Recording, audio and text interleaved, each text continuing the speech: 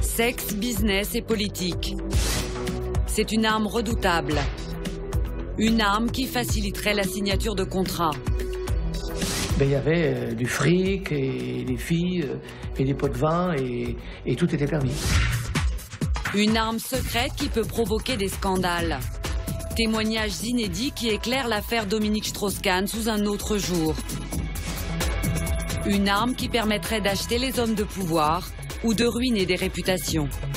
Celui qui contrôle le sexe contrôle le monde. Enquête sur l'un des derniers tabous de notre société, l'utilisation du sexe au cœur des affaires et de la politique.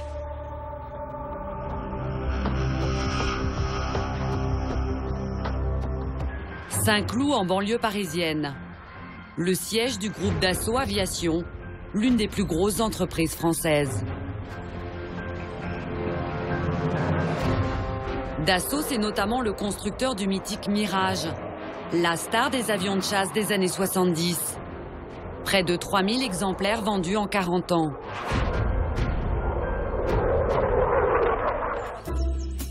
Dans la région de Niort, nous allons rencontrer l'un des anciens cadres de Dassault qui a contribué à cette réussite industrielle. Entre 1970 et 1990, Michel-Jacques Chasseuil était chargé des ventes à l'international. Aujourd'hui à la retraite, il va nous dévoiler les astuces qu'il employait avec ses collègues pour convaincre les clients potentiels de Dassault d'acheter des avions ou des pièces de rechange. Première technique, les inviter dans les meilleurs restaurants et commander les crus les plus prestigieux. Au fil des repas d'affaires, il s'est passionné pour les grands crus.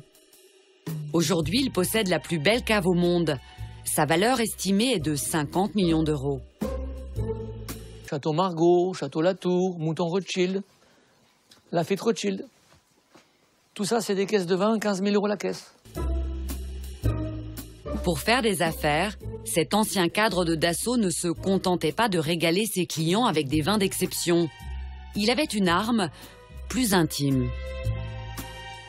Chacun sait que dans ces contrats particuliers, effectivement, d'armement, il y avait du fric et des filles et des pots de vin et tout était permis. Tout était permis. En quoi le fait de payer des prostituées de luxe et de les offrir à vos clients, ça vous permettait de vendre plus d'avions ou plus de missiles?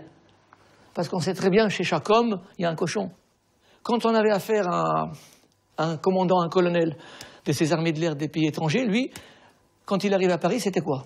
C'était s'éclater. Donc, bien bouffer, bien boire, et puis des filles.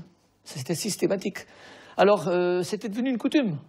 Et si on ne leur fournissait pas de filles, eh bien, le lendemain, dans la signature du contrat, elle était ronchon, ils tergiversaient sur les rondelles, sur les pièces détachées, bon, on s'engueulait, il y avait toujours quelque chose. Par contre, s'il avait passé 8 jours d'une manière extraordinaire avec le soir, des prostituées avec une nuit extravagante, quand il arrivait le matin, elle était en pleine forme, ah, merci beaucoup, c'était sympa, et puis voilà, et on commençait à parler et on vendait, voilà.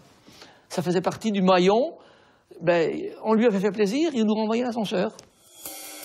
En France, le fait de payer une prostituée à un client est pourtant interdit. C'est considéré comme du proxénétisme. Peine encourue, 7 ans de prison. Nous avons demandé une interview au groupe dirigé par Serge Dassault, mais ils n'ont pas souhaité répondre à nos questions. Les commerciaux et les négociateurs étrangers ne sont pas les seuls à qui l'on propose parfois des cadeaux en nature. Autre cible, les hommes politiques. Chaque année se tient le Salon des maires à la porte de Versailles. Plus de 800 exposants présentent tous les produits et les services qui peuvent intéresser les élus locaux. Très présents, les géants du BTP. Autour d'une coupe de champagne, il arrive qu'on parle business et certains contrats se chiffrent en millions d'euros. À 19 h, le salon ferme ses portes. Mais pour certains, la journée n'est pas tout à fait finie. Un club de striptease parisien organise chaque année 3 soirées des maires. Une jeune femme en petite tenue avec une écharpe officielle. L'invitation du Penthouse annonce la couleur. À 2 pas des Champs-Élysées, nous rentrons avec une caméra cachée.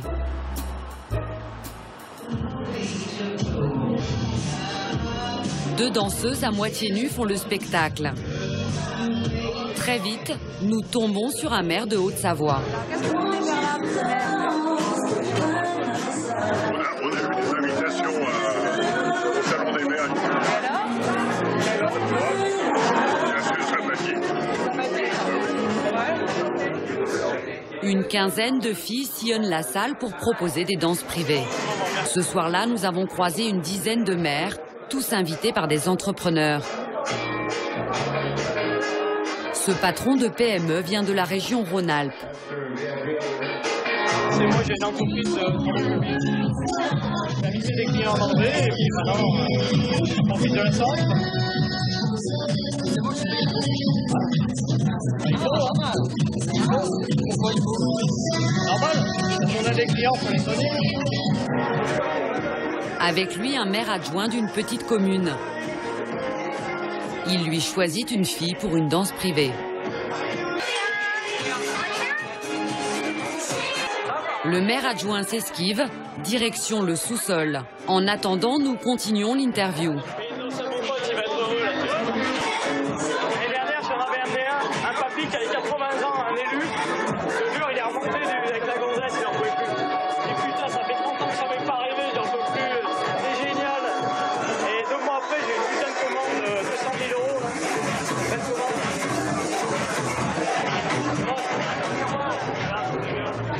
Le maire adjoint revient, un grand sourire aux lèvres. Pour le patron de PME, ce genre de soirée facilite les relations commerciales. Il n'a aucun état d'âme. Ça coûte cher la soirée? Moi, chaque fois que je viens là, j'en ai pour 500, 2 000 € à chaque fois. Pour payer, il utilise sa carte bleue d'entreprise. Le nom du Penthouse Club n'est pas mentionné sur les facturettes. Discrétion assurée. Cette petite soirée récréative n'apparaîtra jamais dans la comptabilité. Donc, il n'y a pas écrit en gros que c'est un club de strip? Non. Grosso modo, c'est comme si tu allais voir un match de foot avec tes potes. Ça, c'est bien fait. Un autre cadre du BTP connaît toutes les ficelles pour entretenir de bonnes relations avec les élus locaux. Il s'appelle David Roquet. Pendant 20 ans, il a travaillé dans le BTP. Les politiques, il les fréquentait régulièrement pour les besoins de son métier. Jusqu'au jour où il s'est retrouvé au centre d'une affaire explosive. Un scandale énorme, mêlant sexe et politique. Le plus gros scandale du genre en France, l'affaire DSK. Avant cette affaire, David Roquet dirigeait depuis 7 ans les Matériaux Enrobés du Nord, une société de 80 salariés installée dans le Pas-de-Calais. L'entreprise est une filiale du groupe Eiffage. À son actif, le Grand Stade de Lille en 2012 ou le viaduc de Millau en 2004. Dans le métier des travaux publics, dans lequel j'étais depuis 20 ans, j'ai toujours entendu mes patrons parler de ça. Leur carrière n'était faite que de ça.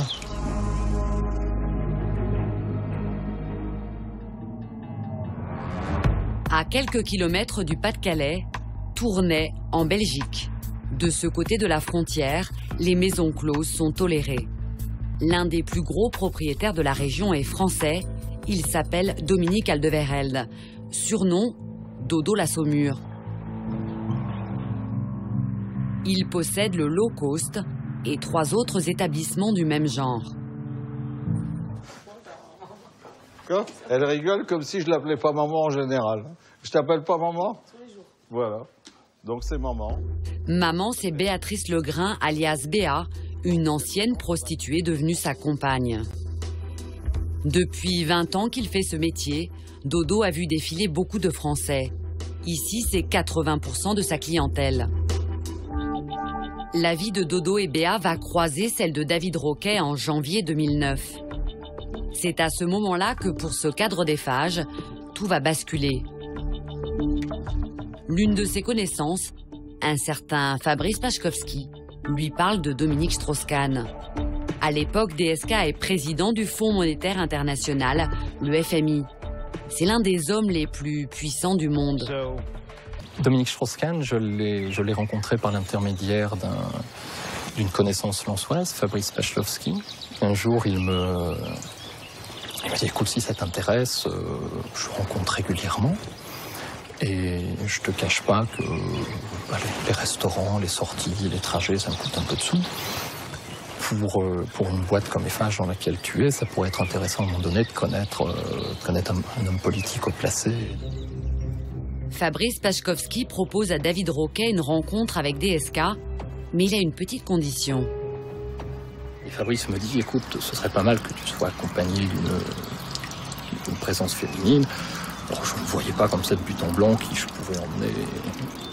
Et vous explique pourquoi Oui, en disant, bon, voilà, on a des rencontres, on fait un repas, on discute, c'est sympa. Et ensuite, bon, il y a une partie off qui est quelque chose d'un peu plus libertin. Alors, n'étant pas fondamentalement opposés, voilà. Début février 2009, David Roquet appelle Béa, la compagne de Dodo la Saumure, à Tournai. Il lui demande une fille pour le rendez-vous avec DSK, qui est fixé au 19 février, 10 jours plus tard. La date fatidique. Le patron du FMI est de passage à Paris. Il prononce un discours au siège de l'OCDE devant des experts du monde entier. Le thème, les leçons de la crise pour la politique macroéconomique. The good news are that there was still forecasting a recovery at the beginning of 2010, providing that the right policy will be implemented.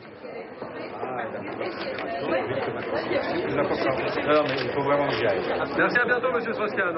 À l'heure du déjeuner, DSK est attendu dans un resto chic, à côté de l'Arc de Triomphe, le bien nommé l'Aventure. Il y retrouve Fabrice Pachkovski, Béa, une prostituée, et David Roquet qui rencontre DSK pour la première fois. Nous passons à table, on passe 2-3 heures à table, 2 heures peut-être, entre son arrivée et la fin du repas. Béa rencontre également DSK pour la première fois. C'était quel type de déjeuner? C'est-à-dire? Je sais pas, vous avez mangé, discuté, bu. Oui. Et après le déjeuner, vous avez fait quoi? Nous sommes tous descendus au sous-sol. Et c'était quoi au sous-sol? Il y a quoi? C'était un sous-sol aménagé avec un comptoir, un endroit très convivial, très sympathique. Donc là, vous avez fait quoi? Je parlais avec un peu tout le monde. Le sous-sol a été privatisé pour l'occasion.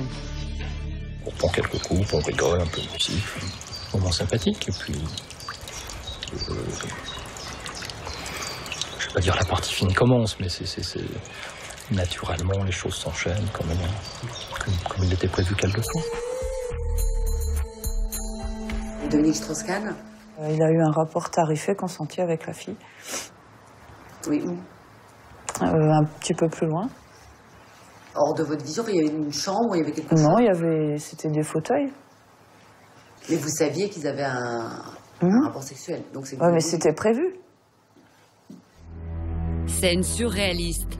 En plein Paris, dans un sous-sol de restaurant, un cadre du BTP participe à une partouze avec le patron du FMI, qu'il ne connaissait pas 3 heures plus tôt. Dominique Strauss-Kahn a des relations sexuelles avec qui? Donc avec l'escorte qui accompagnait Béa. Alors Béa participait un peu, allait, venait, sans avoir vraiment de vrai rapport, mais enfin, elle participait. Moi j'en ai eu aussi. Avec qui? Avec l'escorte qui accompagnait M. Strauss-Kahn. Voilà tout. Béa et l'escorte qui les a payés? C'est moi qui les ai rémunérés, oui. Vous savez combien vous avez donné, vous vous rappelez? J'ai dû donner 600 €, 500-600 €. Avec le repas et le vin, la séance récréative à l'Aventure a coûté environ 3 500 €. Pour David Roquet, le jeu en valait la chandelle. Je me dis que c'est quand même une sacrée chance pour l'entreprise, si tant est que le contact puisse se maintenir. Et qu'il fallait qu'il se maintienne.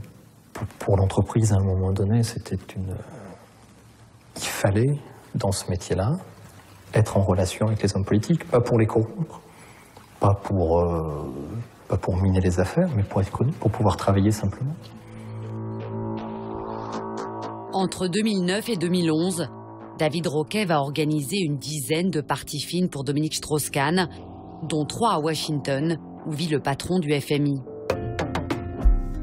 Au total, l'ancien cadre d'Eiffage a dépensé environ 50 000 € pour ses déplacements et les sorties récréatives. Il payait avec sa carte bleue professionnelle. Pour lui, c'était des rendez-vous d'affaires. Il transmettait les factures à son entreprise, qui remboursait les frais.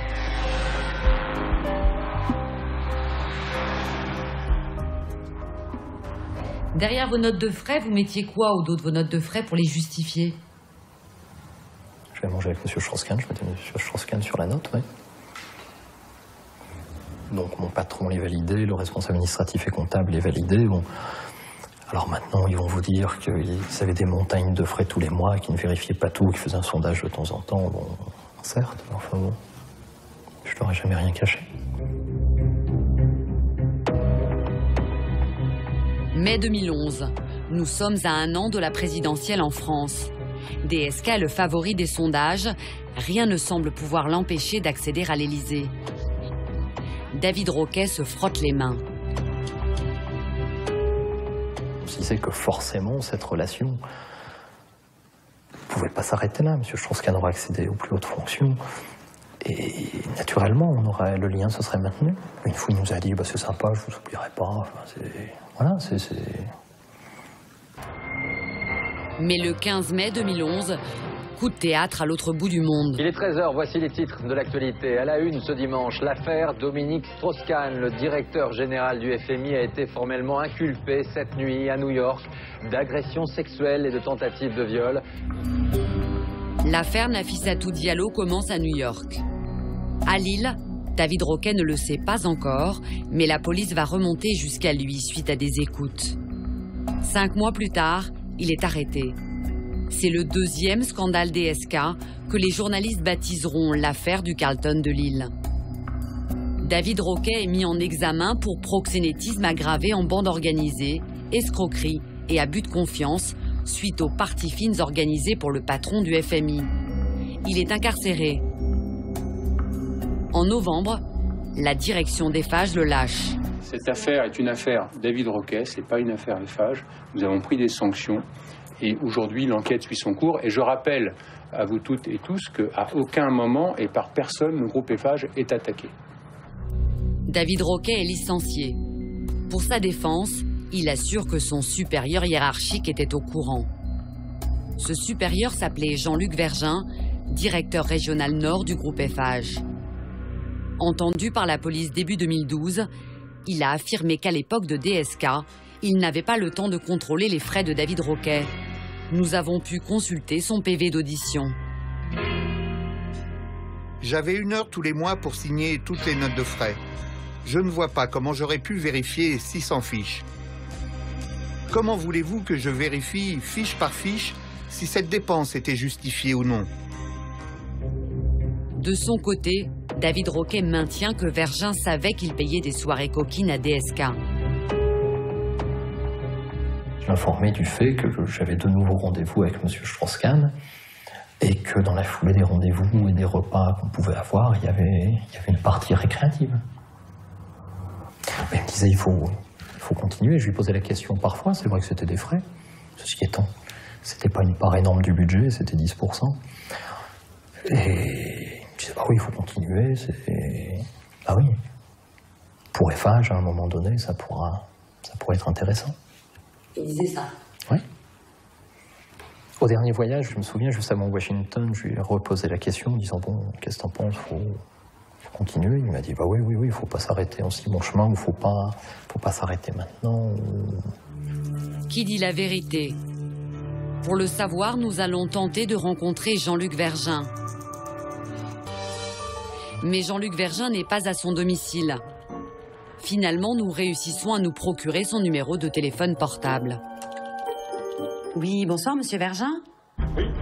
Oui, bonsoir. Nous interrogeons Jean-Luc Vergin sur les affirmations de David Roquet.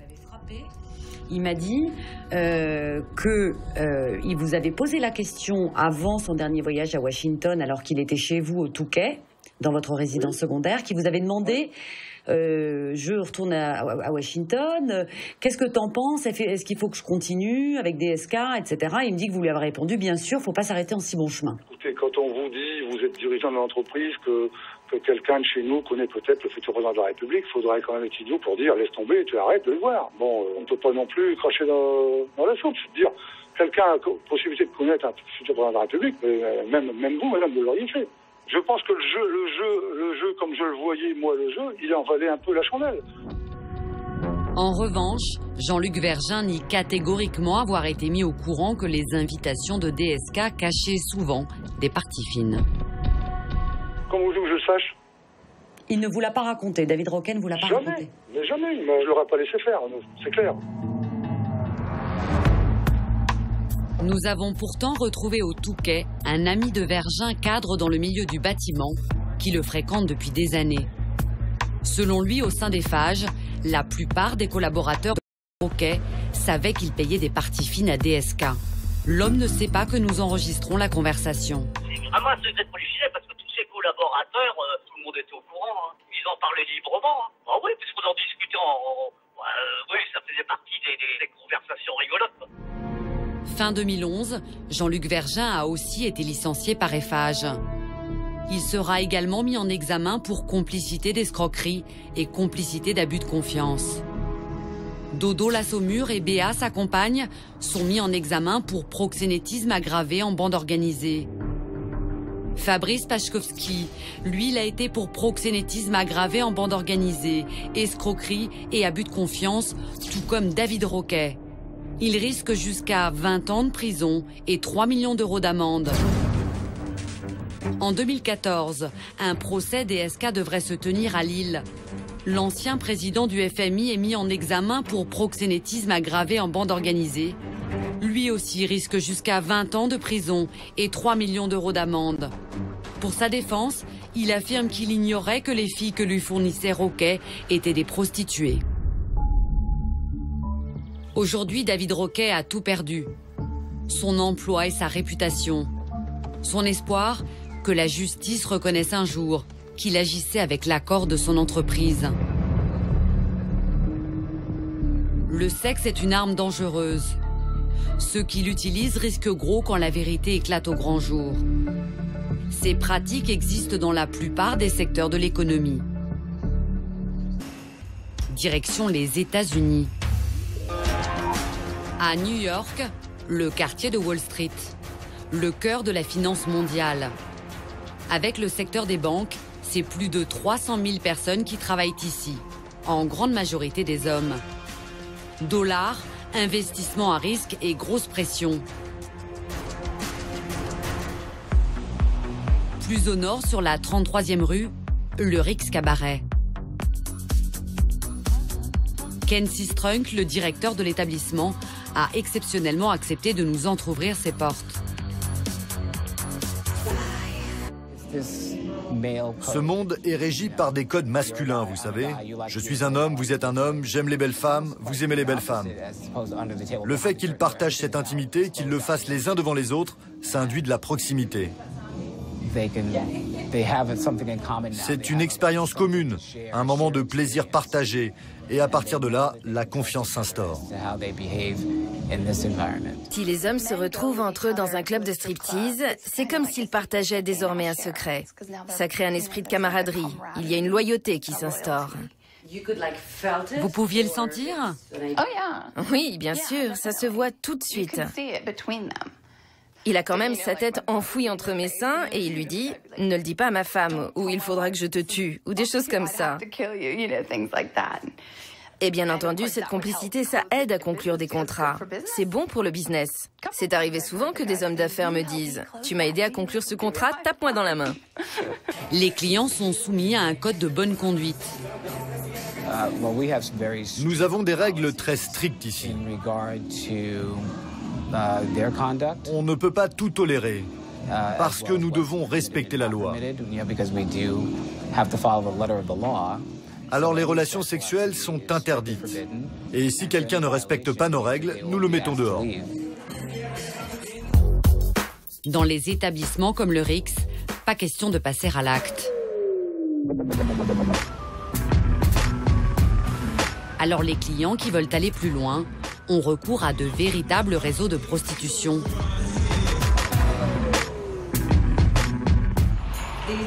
Et les hommes d'affaires payés par carte de crédit avec leur carte de crédit professionnelle?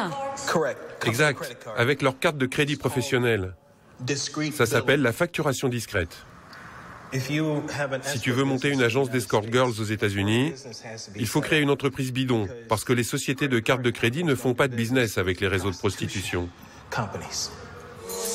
Un faux resto-grill, mais un business juteux. 100 000 € par mois. Un joli pactole. Mais après la prison, Hubert Waldrou dit ne plus vouloir en croquer. Direction Los Angeles, en Californie. Hollywood, la capitale du cinéma et de l'industrie du divertissement en général. Musique, télé, jeux vidéo. Tous les jours se signent ici des centaines de contrats, parfois mirobolants. Alors évidemment, le sexe comme arme de séduction massive, c'est une pratique tentante. Et pas seulement pour convaincre des cadres ou des banquiers. Dans certains cas, il s'agit de séduire des stars, des vedettes internationales qui permettront à un projet de voir le jour. Une femme a vécu ce genre de situation des dizaines de fois. Sharon a 38 ans. Elle a toujours rêvé de devenir actrice, mais sa carrière n'a jamais décollé. Alors depuis 10 ans, elle joue les cadeaux sexuels dans le showbiz. Sa façon à elle, de réussir à Hollywood. De grandes tablées avec les acteurs d'Hollywood à la mode, les plus grands acteurs, et puis nous, quelques filles. Notre rôle, c'était de divertir tout le monde, mais personne ne devait savoir qu'on était payé. Quand ce producteur organisait ce type de soirée, vous couchiez avec des acteurs? Bien sûr, j'étais là pour ça. C'était notre mission, on faisait tout ce qu'ils nous demandaient. Dans un pays puritain comme les États-Unis, pas facile d'assumer que le sexe pourrait être une arme économique comme une autre. Pourtant, un homme accepte d'en parler sans pudeur. Il s'appelle Larry Flynt et c'est l'un des rois du porno mondial. Patron mythique du magazine Hustler, il est à la tête d'un véritable empire du sexe.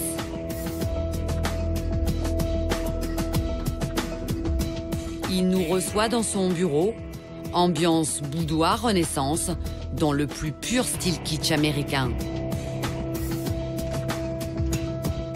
Devenu paraplégique à la suite d'un attentat, il est cloué dans un fauteuil roulant en or massif. Il assume utiliser des prostituées pour boucler ses affaires avec des clients. Donc si on fait des affaires, on doit fournir des filles. Je dirais que si tu veux faire du business et être compétitif, bah oui, bien sûr. Et vous, personnellement, est-ce que vous connaissez des producteurs à Hollywood qui payent des escort girls à des acteurs? Ils font ça tout le temps. Tout le temps. En fait, bien plus que moi.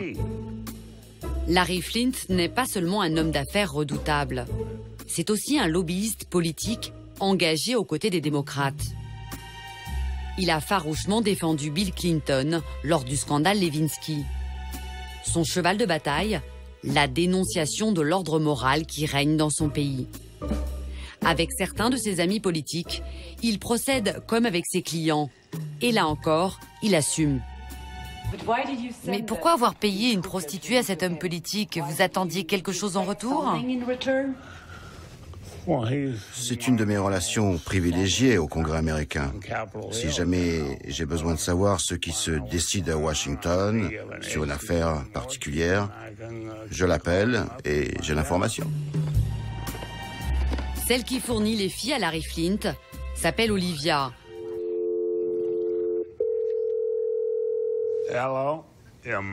Dis donc, Mike, tu sais le service d'escorte qu'on utilise? Est-ce que tu peux me rendre un petit service et les appeler? et demandé à Olivia si elle accepterait de faire une interview avec une chaîne française. Contre toute attente, Olivia accepte de nous recevoir, mais anonymement, car son business est totalement illégal. En Californie, elle risque jusqu'à 6 ans de prison pour proxénétisme.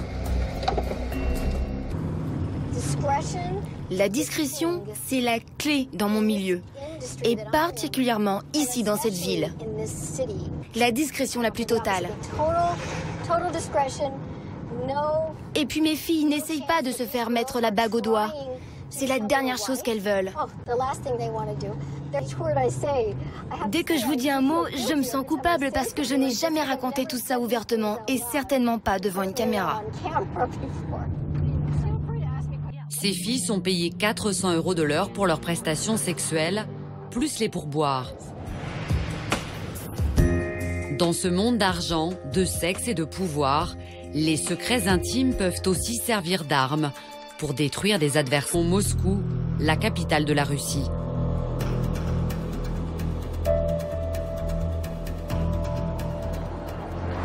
Ici, en 2010, un scandale sexuel de grande ampleur secoue le pays. Tout commence avec cette incroyable vidéo diffusée sur Internet.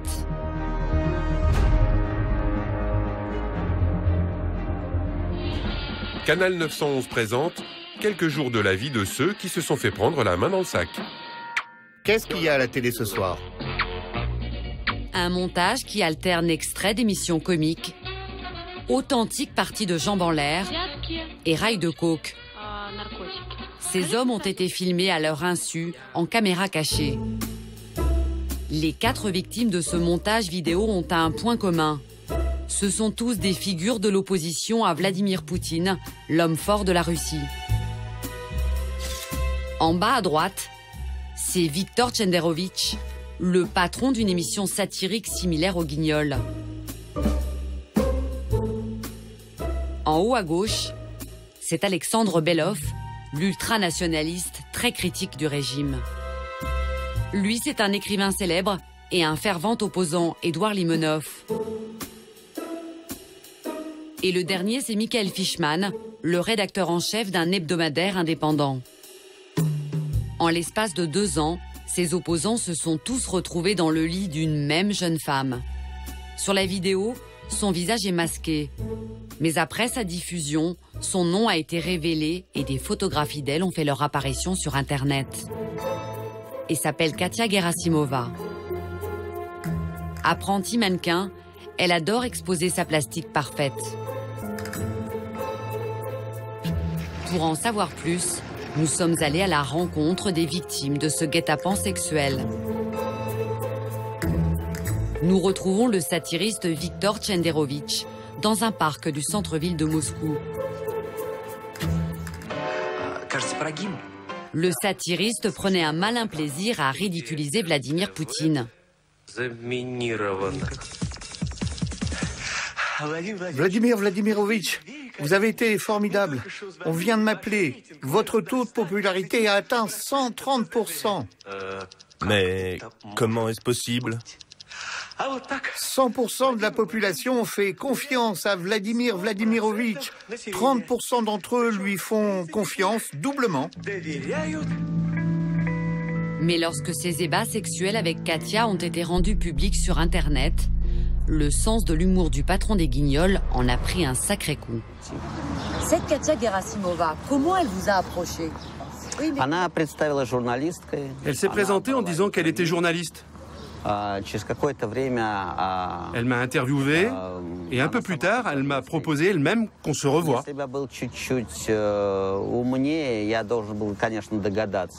Si j'avais été un peu plus intelligent, j'aurais bien sûr dû me rendre compte que ce n'était pas pour rien. Mais je n'ai pas été assez vigilant. Par exemple, lorsque dès le 2e rendez-vous, cette jeune femme m'a ouvertement proposé du sexe, il me semble que là, c'est mon orgueil qui a parlé.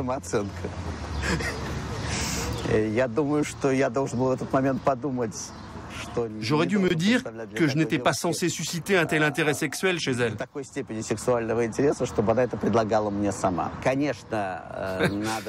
Faut bien sûr dire que ce qui s'est passé est une preuve qu'à ce moment-là, je ne pensais pas beaucoup avec ma tête.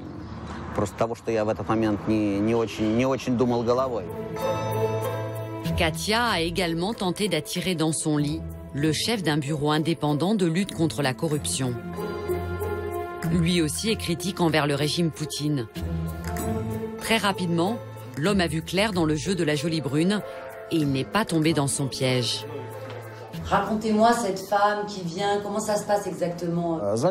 Je reçois un appel, on m'informe qu'un journal souhaite envoyer une correspondante. Une jeune femme vient donc m'interviewer. Moi j'aime plutôt ça. Elle est venue avec son carnet, mais bon, elle n'arrivait même pas à prononcer le mot corruption correctement. Je me suis vite rendu compte que ce sujet n'était pas vraiment sa tasse de thé. Je me suis aussi rendu compte que ce n'étaient pas mes réponses qui l'intéressaient, mais plutôt l'attitude que j'affichais vis-à-vis d'elle.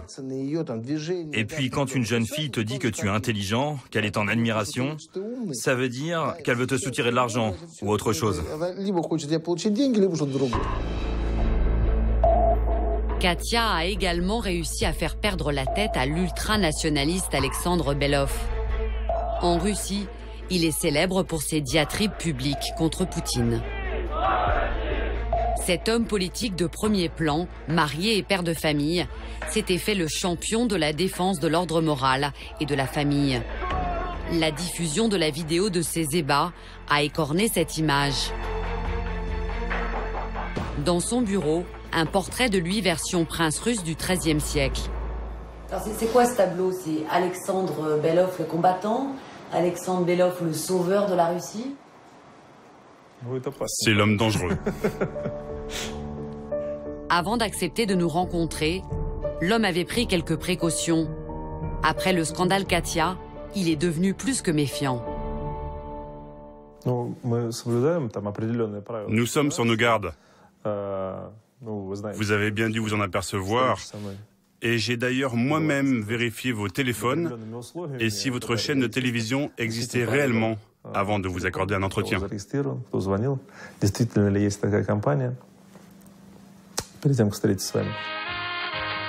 Même si ce conservateur a toujours été vigilant, Katia avait des arguments pour le convaincre de s'écarter du droit chemin.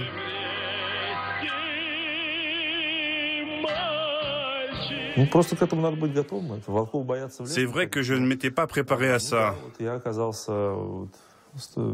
Et c'est vrai que je n'ai pas pu ou pas su renoncer au charme d'une séduisante jeune fille. Oui, c'est comme ça. Pour lui, aucun doute, le piège dans lequel il s'est jeté à corps perdu a été minutieusement préparé. On connaissait mes itinéraires, les restaurants que je fréquentais, le type de fille qui me plaisait, la façon dont il fallait m'aborder. Elle s'est d'ailleurs faite passer pour une journaliste qui sollicitait mes conseils en tant que juriste. Voilà comment ça s'est passé. Et puis un jour, elle est réapparue par miracle à l'endroit où je me trouvais. Ce qui veut dire que derrière tout ça, il n'y avait pas qu'elle, mais toute une équipe. Katia travaillait-elle seule? Était-elle en service commandé? L'opération guet-apens sexuel qu'elle a conduite s'est étalée sur près de 2 ans, entre 2008 et 2010. Alors qui tirait les ficelles? En parlant avec les victimes, nous nous sommes rendus compte que pour piéger ses cibles, Katia la tentatrice avait à sa disposition au moins 5 appartements dans différents quartiers moscovites. 5 appartements loués pendant 2 ans par une jeune femme sans gros revenus, ça ne colle pas. Pour les 4 hommes piégés, une opération d'une telle envergure n'a pu être menée qu'avec le soutien d'une organisation structurée.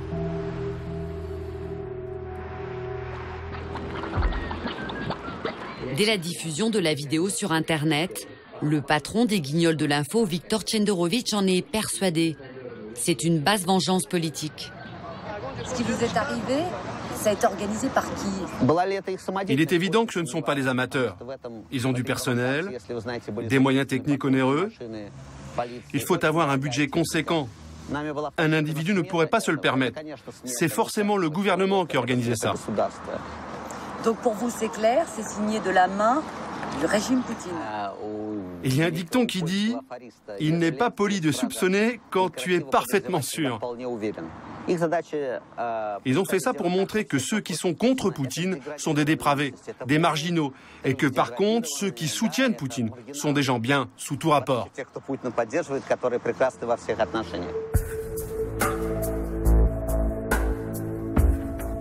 Même sentiment chez Kirill Kabanov. Avant de diriger le bureau indépendant de lutte contre la corruption, il était colonel des services secrets russes, le FSB. Et pour lui, les scandales sexuels, c'est leur marque de fabrique.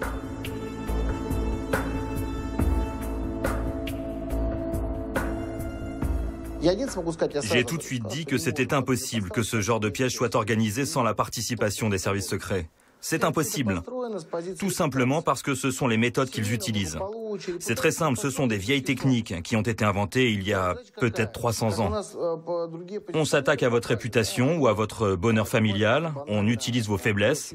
Cela permet de salir votre réputation. On vous montre en train d'avoir des relations sexuelles avec une femme qui n'est pas la vôtre.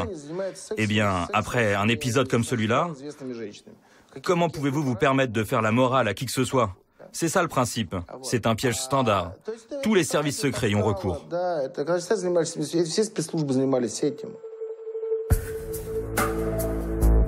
Vladimir Poutine, ancien cadre des services secrets russes, serait-il derrière toute cette affaire comme l'affirment ses adversaires? Les bureaux du FSB sont abrités dans les anciens locaux du KGB. Malgré nos demandes, ils ont refusé de nous accorder une interview.